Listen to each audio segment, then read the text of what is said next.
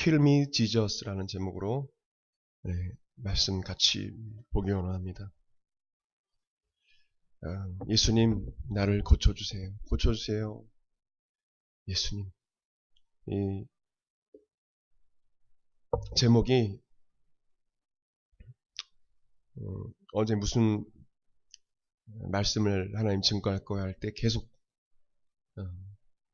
Fix Me Jesus, Heal Me Jesus 이 단어가 자꾸 떠올랐어요.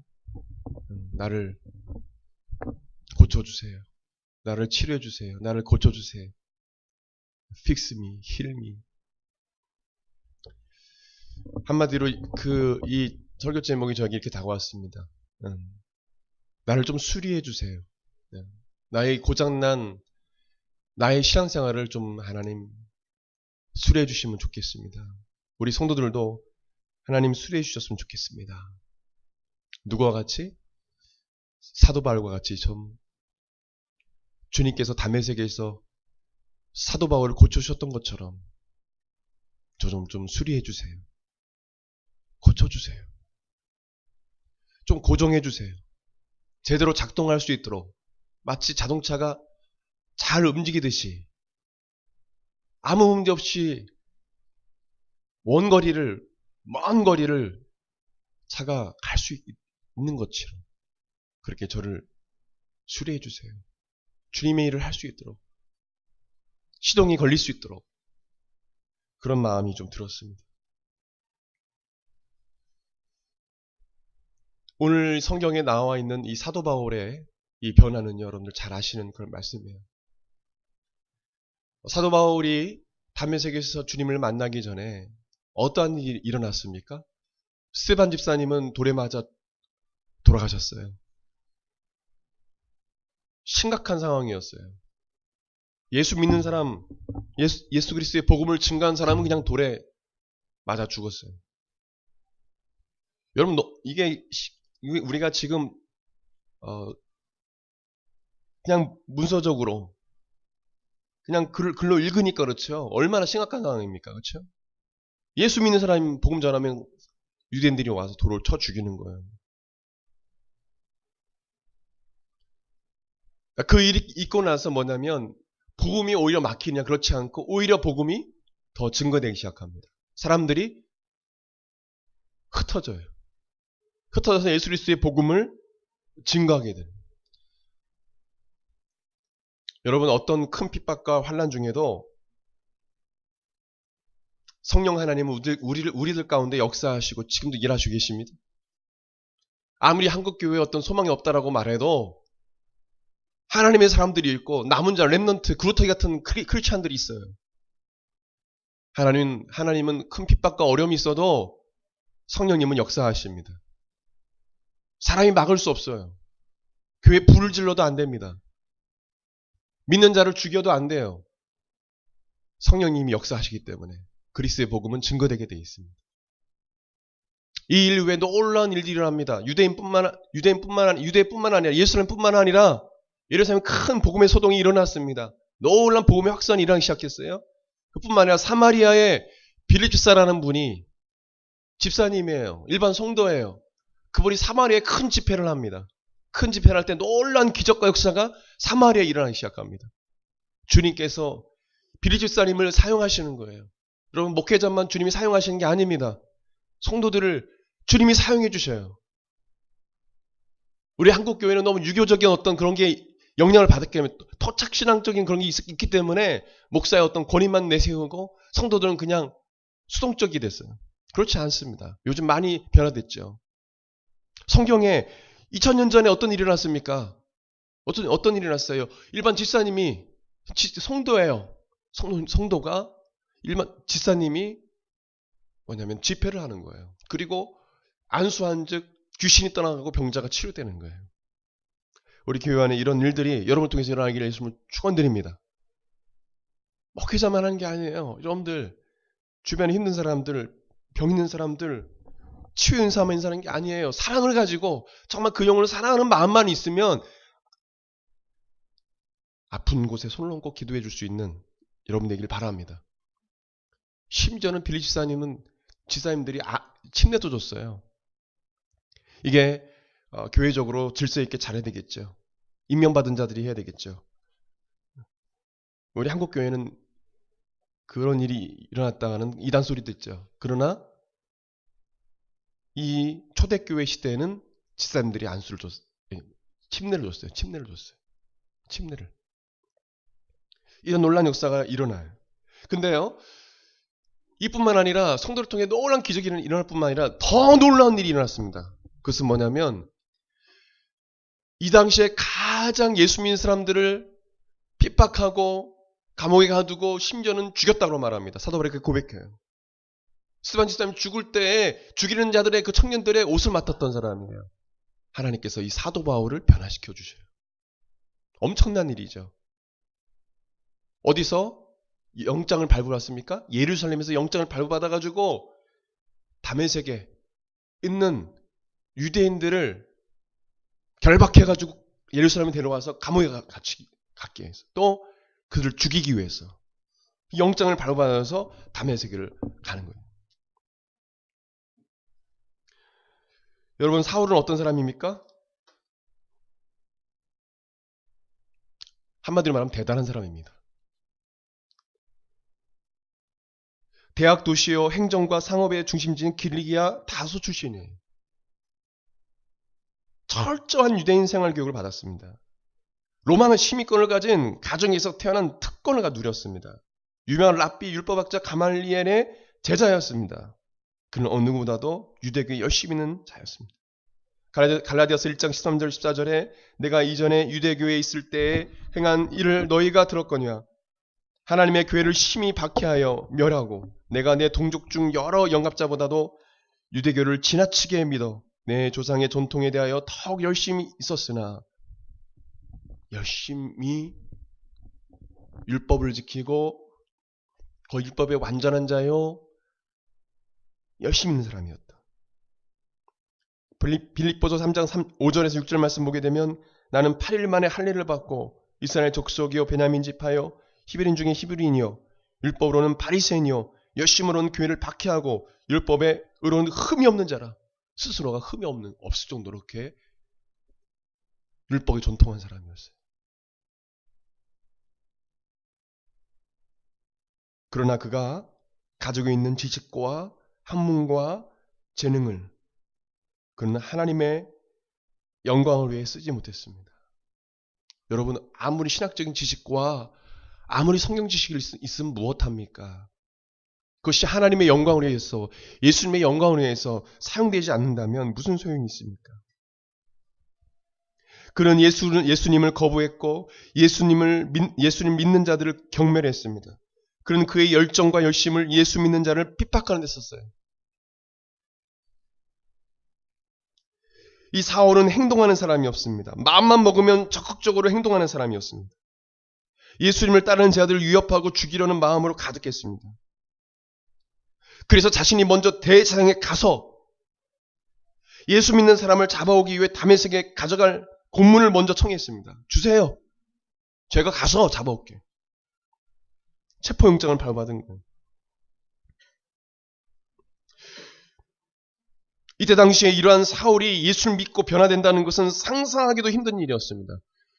사도 바울이 나중에 예수 믿고 나서 예수님 만나고 나서 변화됐을 때도 아무도 믿지 않았어요. 사도들도 믿지 않았어요. 그럴 수가 없다라는 거죠. 사람들이 의심했어요. 우리를 죽이기 위해서 일부러 변화된 되는 척, 예수 믿는 척 해서 들어와서 우리를 죽이려 하는가 이렇게 생각하는 사람도 많았어요. 그러나 이러한 사울이 예수를 만나고 완전히 변화됐습니다.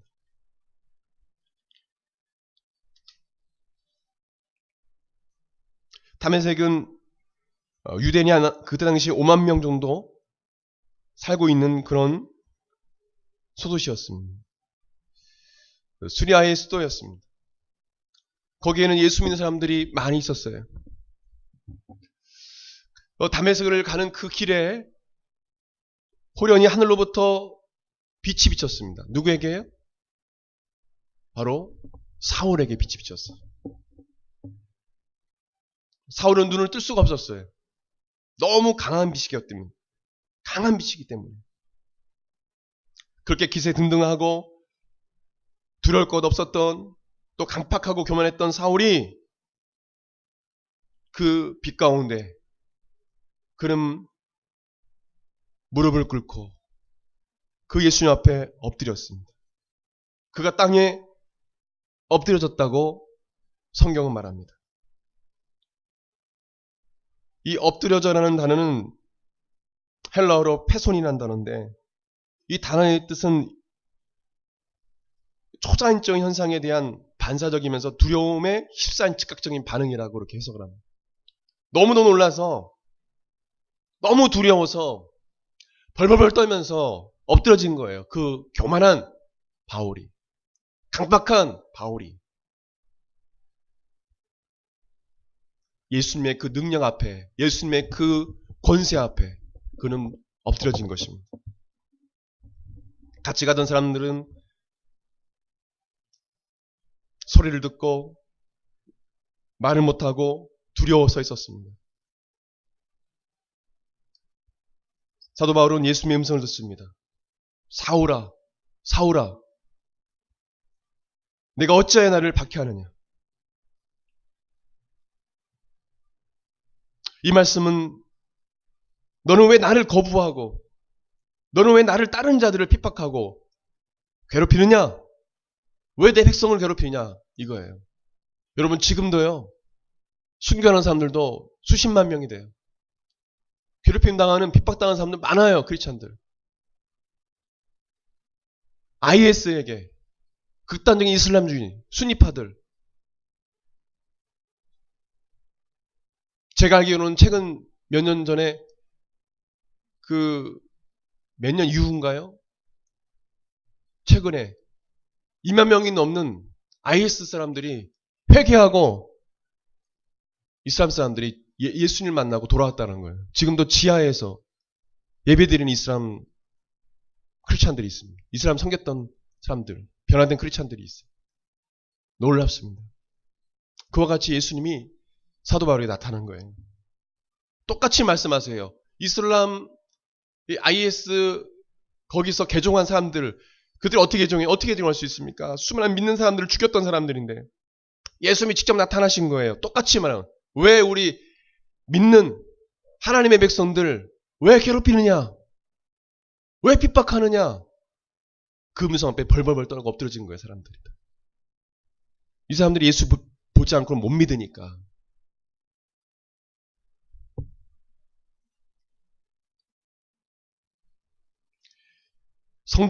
성도를 또는 교회를 핍박하는 것이 곧 예수님이 핍박하는 것임을 말씀해주고 있는 거예요. 아무리 교회에 안 좋은 소식이 들려와도 변함없이 교회는 이 세상의 희망입니다. 지금 많은 사람들이 매년마다 작년에도 그랬듯이 올해 어떻게 총회에서 어떻게 그 결산이 되는지 모르겠어요. 계속 기독교인들이 줄어들고 있다는 거예요. 어떤 교단은 저 심각할 정도로 주일학교 없는 교회들, 학생회가 없는 교회들 대부분 60%, 70% 이상 청년들이 없는 교회들. 내가 주변에 어떤 목사님들 보면 100명 모이는 50명 모이는 교회 청년이 한 명도 없어요. 심각한 그런 상황 속에 있어요. 그럼에도 불구하고 또한 그렇기 때문에 교회는 그래도 희망입니다. 여러분 성경을 보게 되면 창조적인 소수 한 사람, 적은 수의 사람, 12명의 제자들을 통해서 세상이 변화됐어요. 교인이 많다고 세상이 변화된 게 아니에요. 정말 복음을 바로 깨닫고 바른 복음을 따라가고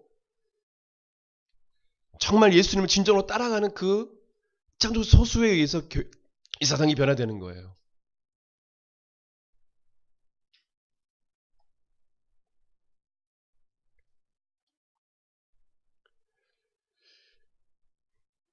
요즘 청년들이 알지 못하게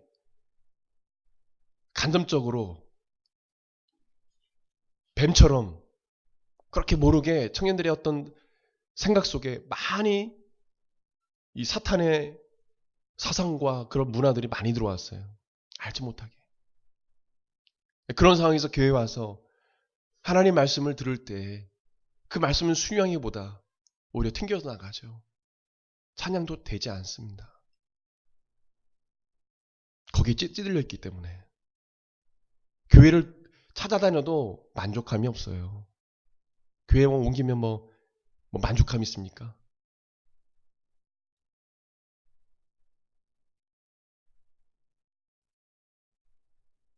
이런 심각한 그런 상황 속에 있다라는 거예요.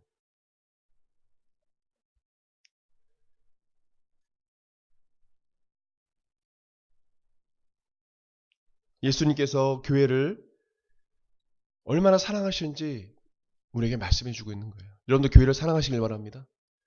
교회 중심이 돼야 돼요. 우리 신앙 선배들이 얘기했듯이 하나님 주신 교회 중심이 돼야 돼요.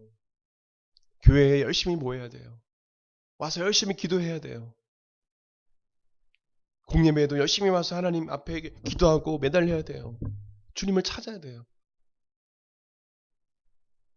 우리 한국교회 마귀와 영적 싸움을 치열하게 한 사람 몇 명이 될까요?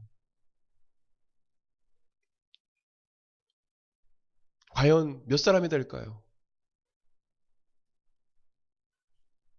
크리스찬 인구수에 비해서 정말 영적 싸움을 치열하게 하는 사람들, 그런 사람들 알아요. 괴로운 싸움을 하고 있는 거예요. 힘들어도 기도의 제물로 하나님께 드려지는 거예요. 4시간 쓰기 바쁘죠. 그러나 그 시간을 다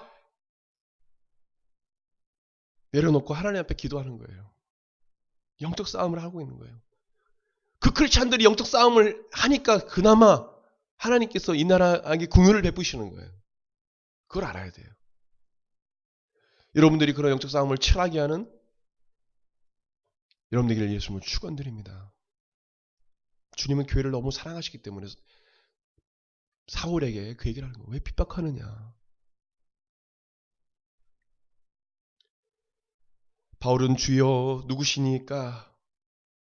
그때 예수님 말합니다. 나는 내가 박해하는 핍박하는 예수라. 사울은 이 음성에 크게 놀랐을 것입니다. 이제까지 예수를 거부하고 믿는 자를 핍박했던 순간들이 순식간에 머릿속에 필름처럼 지나갔을 것입니다. 예수님을 또 하나님 모독하는 자예요. 거짓 선지자예요. 미친 사람이요. 저주받은 십자가에 죽은 그런 사람으로 예수님을 보았던 거였습니다. 그러나 사울은 우리 죄를 십자가에 죽으심으로 청산하시고 다시 부활 승천하셔서 지금도 살아 역사하신 예수님을 이 바울은 만난 거예요. 사울은 부활하신 예수님을 만나는 순간 그가 고집하고 있는 그가 나름대로 정립해온 모든 사상과 지식과 학문들이 아무것도 아니었음을 깨닫게 되는 것이죠. 바울은 그렇게 고백합니다. 내가 갖고 있는 모든 것들 다 배설물처럼 여긴다. 나는 오직 십자가 외에는 잘할 것이 없다라고 바울은 고백해요. 십자가 외에는 잘할 것이 없다. 아니 모든 것을 배설물로 여긴다라고 말해요. 오직 모든 것은 그리스도의 영광을 위하여 예수의 영광을 위해서 자기는 쓰겠다는 거예요. 나의 생명도 조금 더 귀한 것을 여기지 않겠다라고 말해요. 그가 부활하신 예수를 만나는 순간 여러분들은 부활하신 예수를 만났습니까? 여러분 정말 부활하신 예수를 만났어요? 전 중3 때 만났어요. 봤습니까? 목사님 봤어요? 보지 않았어요. 저는 불교 신자였어요. 중2 때까지. 저 누구보다도 예수 믿기 전에 삶을 잘 알아요. 짐승과 같은 삶이에요. 성경에도 나와 있어요. 하나님 예수 없는 삶은 짐승 같은 삶이에요. 그냥 먹고 자고 성공 누리다 가는 거예요. 그냥. 어떻게 어디서 와서 어디로 간지도 몰라요. 전 중2 때까지 그 삶을 살았기 때문에 알아요. 그냥 사는 거예요. 그냥 목적 없이 그냥. 나름대로 목적 있다 하지만 그건 자기 나름대로의 목적이고 꿈이지. 마지막 죽음이 다가왔을 때 험하게 죽는 거예요. 여러분 예수 외에는 없습니다. 예수님이 우리 삶의 목적이에요. 그분이 우리를 지으신 분이세요. 그분이 내 삶의 주인이세요. 사도 바울은 예수를 만나는 순간 자기가 그리고 완벽하게 율법에 흠이 없던 그가 모든 것을 다 내려놓게 된 거예요. 모든 것을 다 내려놓게 된 거예요. 이제는 오직 예수를 위하여 그가 살게 된 거예요. 배고프고 고통스럽고 잠 못 자고 배를 타다가 죽을 뻔하고 강도의 위협을 당하고 유대인들에 의해서 루스드라에서 돌에 맞아서 성 밖에서 죽었어요. 그냥 죽었어. 주님이 살려주셨어요. 돌에 맞아 죽을 뻔도 하고 그래도 주를 위해서 계속적으로 복음을 전하고 1차, 2차, 3차, 4차 로마 그 후에 뭐 후기 5차 막 쭉 나가는데 자기의 생명을 다해서 예수님을 증거하는 거예요. 자기의 모든 텐트 메이커의 삶도 주를 위하여 일도 하는 모든 자기 행위가 누구를 위하여? 예수를 위하여 살았던 거예요. 사도 바울은 예수님을 만나고 나서 진정한 회개의 삶을 살게 됩니다. 눈이 보이지 않으니까 사람들에 의해서 그가 집가라 하는 거리에 유다의 집에 들어가게 돼요. 사람 보이지 않으니까 눈이 멀어버렸어요. 너무 강한 빛에 주님께서 비늘로 눈을 가려버렸어요. 보이지 않아요. 유다의 집에 있으면서 3일 동안 식음을 전폐하고 마시거나 또한 먹거나 그러지 않았어요. 식음을 전폐하고 하나님 앞에 기도하는 시간을 가졌다고 성경은 말합니다. 여러분 3일 동안 어떤 시간이었을까요? 그 시간은 회개의 기도 시간이었습니다. 변화의 시간이었어요. 주님께서 사도 바울을 수리하시는 거예요. 3일 동안 주님께서 그를 고쳐주시는 거예요. 주님께서 그를 변화시켜주는 시간입니다.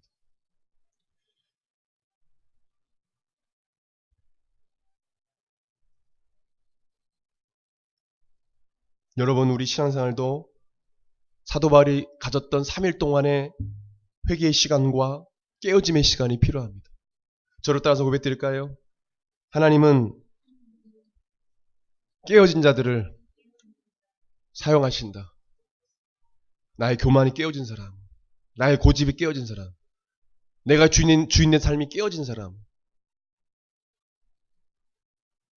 성경보다 내 생각이 옳다라고 생각하는 그 모든 교만함이 깨어진 사람, 내가 공부하는 지식과 학문 이 모든 것보다도 예수님을 진정으로 내 삶의 목적으로 두는 그런 삶이 되도록 주님께서 우리를 변화시켜 주기를 원하신다는 거예요. 여러분들 사도 바울이 누렸던 깨어짐의 경험을 하시기를 주님의 이름으로 축복합니다. 우리에겐 그런 시간이 필요해요. 여러분은 못한 신앙인분들 대부분인 것 같아요. 깨어짐의 시간이 만약 없었다라면 하나님 기도하십시오. 주님 저희 깨어짐의 시간이 필요. 그리고 기도하십시오. 때로는 금식도 하십시오. 좀 어려우면 한 끼, 두 끼 금식이라도 하세요. 그것은 성령님께서 하셔야 목사님이 하라고 했으니까 하는 게 아니라 내가 마음에 감동이 됐어. 정말 내가 깨어지기를 원하고 변화되기를 원하고 주님이 나를 고쳐주시기를 원하는 어떤 그런 것이 있다라면 그런 분이 있다라면 금식하십시오. 금식 아니면은 시간을 정해놓고 정시로 하나님 앞에 몇 시간을 하나님께 붙잡고 기도하십시오. 하나님께 간절히 부르짖어 기도하십시오. 그런 부르짖음의 시간들이 필요해요.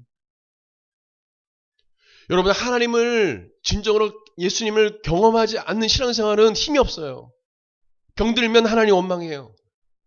또 직장이 잘 안 되고 학업이 좀 잘 안 되면 하나님 원망해요. 그러나 부활하신 예수님을 만난 사람은 자기 생명을 자기 인생을 예수님께 맡겼기 때문에 100% 주님께 맡겼기 때문에 어떤 어려움이 와도 낙심하지 않아요. 인간적으로 그냥 낙심할 때 좀 마음적으로 그러나 무너지지 않아요. 주님을 의지하며 나아갑니다. 왜요? 깨어짐의 경험을 했기 때문에 주님을 만났기 때문에 주님이 분명 함께 하시는 믿기 때문에 두려워하지 않아요.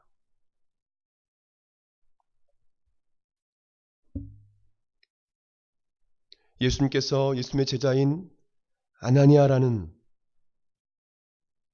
그 제자에게 환상 가운데 그를 부르시고 말씀하십니다. 유다의 집에 기도하고 있는 5사람 사울을 만나러 가라.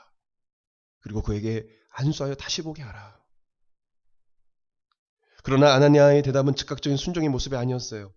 13절 14절 말씀 읽겠습니다. 13절 시작. 아나니아가 대답하되 주여 이 사람에 대하여 내가 여러 사람에게 듣사온즉 그가 예루살렘에서 주의 성들에게 적지한 해를 끼쳤다 하더니 여기서도 주의 이름을 부르는 모든 사람을 결박할 권한을 제사장들에게서 받았나이다. 주님, 저는 이해가 안 되는데요. 주님, 저에게 잘못 말씀해 주신 거 아닙니까? 그는 주의 모든 성도들을 결박할 권한을 가진 사람입니다. 성도를 괴롭히고 핍박한 사람이에요, 예수님. 그때 주님께서 15절 16절 이렇게 말씀하십니다. 같이요, 시작. 주께서 이르시되 가라, 이 사람은 내 이름을 이방인과 임금들과 이스라엘 자손들에게 전하기 위하여 택한 나의 그릇이라. 그가 내 이름을 위하여 얼마나 고난을 받아야 할 것을 내가 그에게 보이리라 하시니. 내가 택한 그릇이야. 너 아무 말 하지 마라. 내가 택한 그릇이야. 이게 하나님의 은혜입니다. 누가 뭐라 해도 주님이 쓰시면 쓰임 받는 거예요.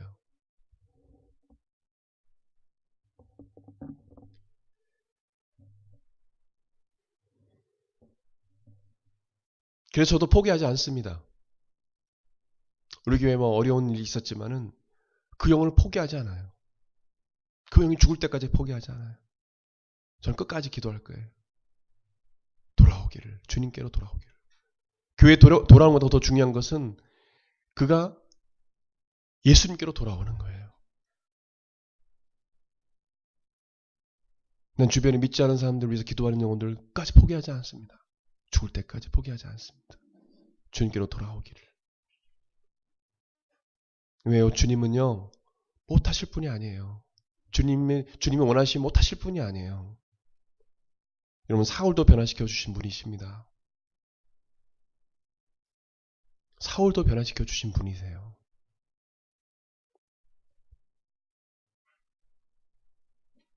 예수님께서 사울에게 찾아오신 것은 갑자기 그에게 찾아오신 것이 아니에요. 예수님께서 창세전에 이미 사울을 택하신 것입니다. 그리고 택한 사울을 하나님은 시대적 일꾼으로 사용하신 거예요. 여러분, 그냥 우연히 태어났고 우연히 교회 온 게 아니에요. 우연히 한국마다 교회 온 게 아니에요. 저는 예수 믿기 전에 모든 게 우연인 줄 알았어요. 우연히, 굿럭, 행운, 운으로, 운명으로 그냥 운명같이 사는 거지 뭐. 우리 집안이 이렇게 여기서 태어나서 이렇게 살아가는 거지.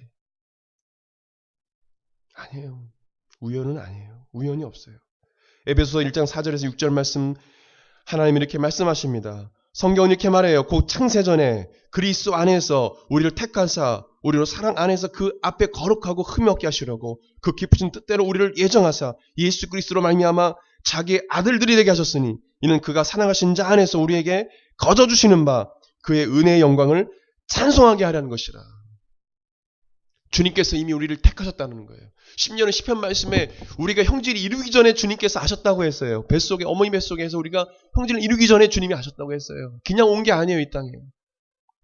그리고 창세전에 이미 전능하신 하나님께서 우리를 택하셨다. 할렐루야. 아멘. 여러분, 이 사실을 믿으시기 바랍니다. 아이고, 목사님, 주님이 저를 주님이 안 계신. 그런 소리 하지 마세요. 오히려 감사해야 돼요. 하나님 앞에. 나를 택하여 주시고 날 이곳까지 오게 하신 거 감사해야 돼요.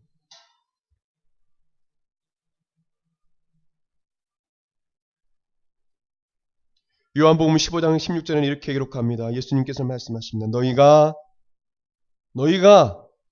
나를 택한 것이 아니요 내가 너희를 택하여 세웠나니 이는 너희로 가서 열매를 맺게 하고 또 너희 열매가 항상 있게 하여 내 이름으로 아버지께 무엇을 구하든지 다 받게 하려 함이라. 아멘. 하나님의 택하심은 하나님의 절대적 주권입니다. 우리는 택함받은 자로서 하나님께 영광을 돌릴 뿐이에요. 하나님은 택함받은 우리도 사울과 같이 사용되기를 원하세요. 여러분, 하나님의 부르심에 순종하시길 바랍니다. 각자 하나님께서 여러분을 향한 꿈이 있어요. 비전이 있어요. 저는 목회자로서 평생 가다가 결국에는 죽겠죠. 그리고 주님 만나겠죠. 여러분들도 여러분들의 부르심이 있어요. 콜링이 있어요. 미션이 있어요. 그냥 그렇게 살지 마시고 분명 하나님 나를 택하셨고 나를 부르셨고 분명 이 세상에서 주님께서 나를 사울처럼 사용하시고자 하는 놀라운 계획이 있으시다는 것을 믿고 나아가야 돼요.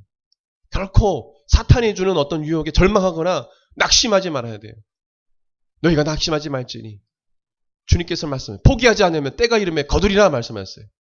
제가 젊은 날에 포기하고 싶을 때 주님께 주신 말씀이에요. 갈라디아서 6장에 있는 말씀. 포기하지 말아라. 낙심하라. 때가 이르매 거두리라.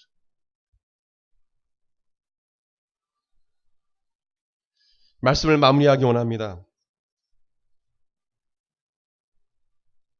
주님은 우리가 변화되기를 바래요. Fix me. 주님께서 우리를 수리하기를 원하세요. 잘못된 부분을 주님께서 우리를 고쳐주시길 원하세요. 그러기 위해서는 여러분들이 사울처럼 거꾸로서 회개해야 돼요. 저는 회개할 것이 없는데요. 저는 잘 모르겠는데요. 목사님 회개하러 가는데 뭘 내가 회개해야 됩니까?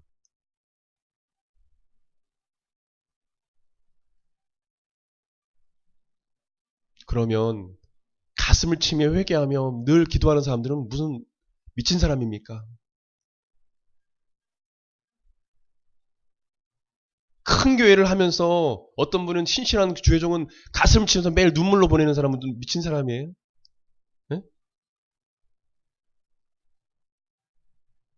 그렇게 하나님께 쓰임받은 사람도 가슴을 치면서 하나님께 눈물로 회개하는데 난 죄가 없다고요? 따라오시다. 성령님, 저를 책망해 주세요. 죄를 깨닫게 해주세요. 억지로 죄를 끄집어내는 게 아니에요. 내가 모르는 것들이 있어요. 그것이 하나님과 우리 사이를 갈라놓는 거예요. 하나님께 쓰임받지 못하게 만드는 거예요. 내가 하나님께 헌신하지 못하게 만드는 거예요. 그 죄를 주님 깨닫게 해주세요.